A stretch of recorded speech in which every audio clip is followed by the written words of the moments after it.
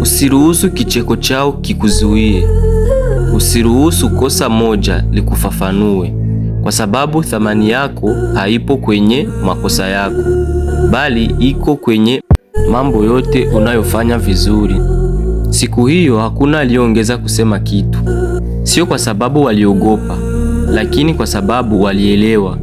Baadhi ya wanafunzi walikumbuka kushindwa kwao, wengine walikumbuka jinsi walivyohukumiwa, na kwa mara ya kwanza waligundua kitu kikubwa. Sio kuhusu kuwa mkamilifu, ni kuhusu kutokukata tamaa. Watu wataona makosa yako zaidi ya mafanikio yako, lakini hiyo haimaanishi uache. Endelea mbele, kwa sababu kosa moja halifafanui hadithi yako.